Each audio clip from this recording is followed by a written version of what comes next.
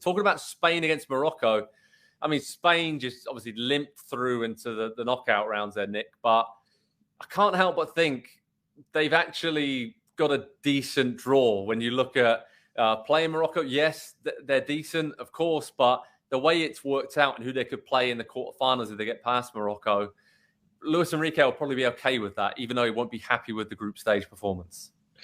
Yeah, look, I think they ran up against a team that knew it had to win, and I don't know that you can mimic that desperation. Now, you still want Spain to be better than that, but again, we've noted how decent Japan is, and I'm looking around, and outside of Qatar, were there really duds in this tournament? Were there really teams? I mean, Tunisia had a goal and an assist.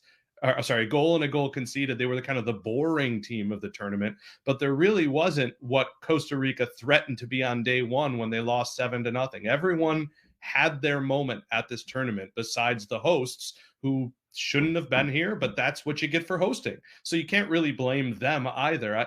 This has been a tournament where, probably because we're in the thick of a club season, as much as these guys are tired, people are coming in prepared to be sharp and to do their best. Who do we think is going to make it through Spain against Morocco? Andy, Nick, you go first. I think Morocco has a chance to be the dark horse of the tournament. I keep thinking about them when I look at their lineup. They have 3 good feature players from Sevilla. They have been through big games. I love Romain Saiz from his time at Wolves. You look to the middle of the park, they can get things done. Ziyech is a phenomenal play. He's a little bit having his Pulisic moment, right? He's the man now, as good as En-Nesyri is. And I really think Morocco can win multiple games. And it would be shocking and surprising in its own right. But if you told me that somehow Morocco snuck its way to a semifinal and then just got a little bit of luck and was in a final, I wouldn't be telling you, well, this is just ridiculous. I would tell you that's a good team. I just worry for their sake. The same thing as the US, the same thing to a certain extent with Japan. Where's the depth? If you've got to play every 4 days and you're going to be using these same exact guys, it starts to get a little dicey.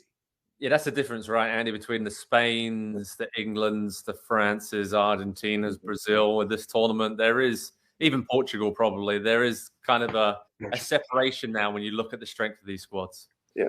The more I'm thinking about it now, as chaotic as the group stage has been with all these upsets, that is a great point, and I think it ties together something that I said earlier as well, talking about being just the lack of preparation being an equalizer for teams like this, teams that are very, very top heavy, like a Morocco. You've got Mazraoui, you've got Hakimi, you've got Amrabat, like names that we know, stars of the team, but maybe you don't have a full 11, and you certainly don't have 12 through 18 as strong as some of these big nations. And so I do think maybe it's right as the knockout rounds start. Maybe it's a round in if we get another upset or two, but midnight's coming, I think, for some of these teams. And Nick brings up a great point. If you can't rotate and you have to, I mean, thank you for having the stars that you do at this World Cup. We have enjoyed it so much, but if you have to ride them in that way, that hard, it's going to run out. So I would have never thought Morocco had a chance if they would have met Spain in the round of 16 going into the tournament and even going into the last group game.